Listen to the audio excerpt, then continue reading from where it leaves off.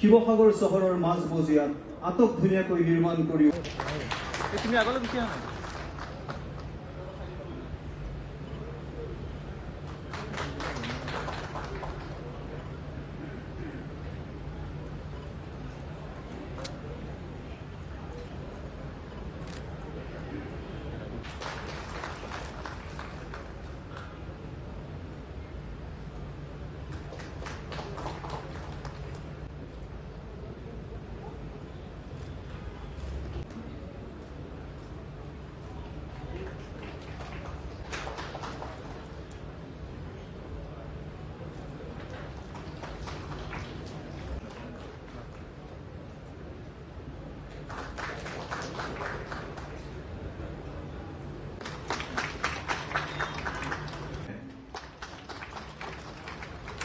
কৰিবলৈ অনুৰোধ জনালোঁ।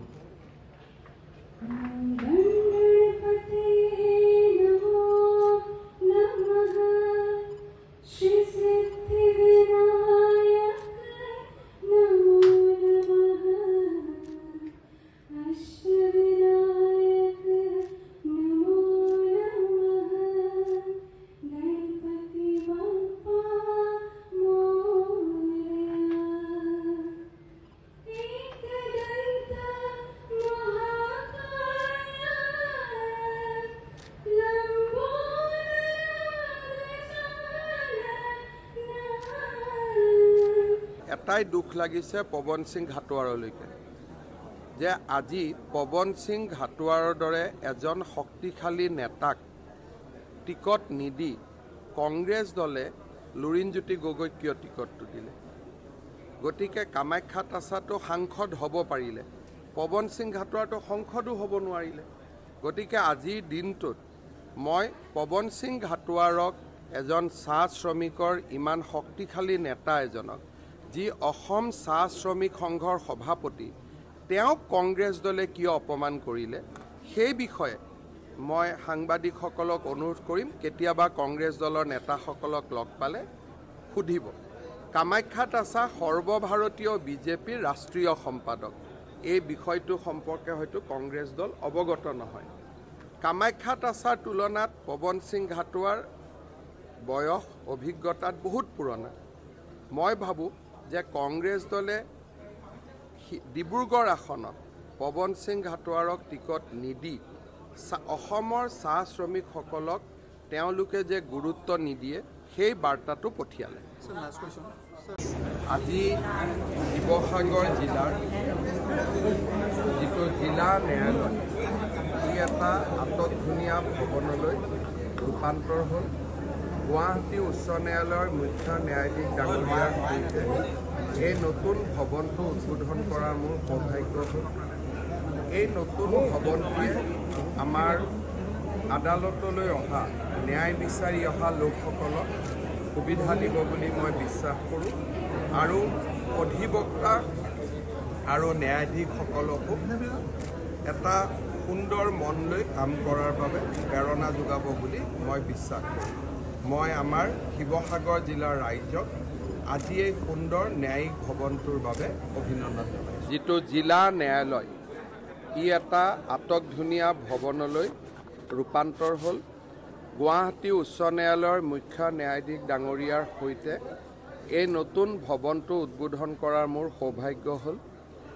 এই নতুন ভৱনটিয়ে আমাৰ আদালতলৈ অহা ন্যায় বিচাৰি অহা লোকসকলক সুবিধা দিব বুলি মই বিশ্বাস কৰোঁ আৰু অধিবক্তা আৰু ন্যায়াধীশসকলকো এটা সুন্দৰ মন লৈ কাম কৰাৰ বাবে প্ৰেৰণা যোগাব বুলি মই বিশ্বাস কৰোঁ। মই আমাৰ শিৱসাগৰ জিলাৰ ৰাইজক আজি এই সুন্দৰ ন্যায়িক ভৱনটোৰ বাবে অভিনন্দন জনাইছোঁ। আমি 11টা সমষ্টিত জিকিছোঁ, 3টা সমষ্টিত আমি হাৰিছোঁ। পৰীক্ষাত ছাত্ৰ এজনে 100 নম্বৰ আশা কৰে যে 100ৰ ভিতৰত 100 পাব লাগে, কিন্তু 95-96 হ'লেও ঠিকেই থাকে। গতিকে অসমবাসী ৰাইজৰ ওচৰত মই কৃতজ্ঞতা জনাম যে লোকসভাৰ নিৰ্বাচনত প্ৰথমবাৰৰ বাবে এটা ইতিহাস সৃষ্টি কৰি শাসকীয় পক্ষক 11খন আসন দিলে, আৰু এই 11খন আসনক আমি যদি বিধানসভালৈ ৰূপান্তৰ কৰোঁ, আমি 92খন আসনত আগবাঢ়িছোঁ। আৰু 2021 চনৰ তুলনাত আৰু 2019 চনৰ তুলনাত আমাৰ মিত্ৰগোষ্ঠীয়ে 10% ভোট অধিক লাভ কৰিব পাৰিছে। সেইবাবে 14টা পালেতো ভাল আছিল, কিন্তু 11টা দিছে ৰাইজে, সেইটোকে ৰাইজৰ আশীৰ্বাদ বুলি আমি ধৰি লৈ আগুৱাব লাগিব।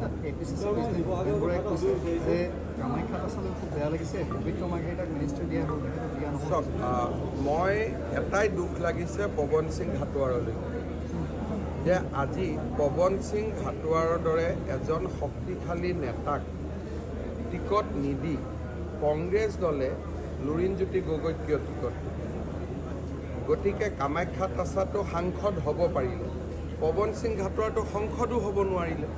গতিকে আজিৰ দিনটোত মই পৱন সিং ঘাটোৱাৰক, এজন চাহ শ্ৰমিকৰ ইমান শক্তিশালী নেতা এজনক, যি অসম চাহ শ্ৰমিক সংঘৰ সভাপতি, তেওঁক কংগ্ৰেছ দলে কিয় অপমান কৰিলে, সেই বিষয়ে মই সাংবাদিকসকলক অনুৰোধ কৰিম, কেতিয়াবা কংগ্ৰেছ দলৰ নেতাসকলক লগ পালে সুধিব।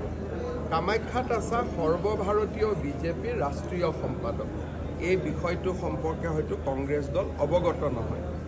কামাখ্যা তাছাৰ তুলনাত পৱন সিং ঘাটোৱাৰ বয়স অভিজ্ঞতাত বহুত পুৰণা। মই ভাবোঁ যে কংগ্ৰেছ দলে ডিব্ৰুগড় আসনত পৱন সিং ঘাটোৱাৰক টিকট নিদি অসমৰ চাহ শ্ৰমিকসকলক তেওঁলোকে যে গুৰুত্ব নিদিয়ে, সেই বাৰ্তাটো পঠিয়ায়।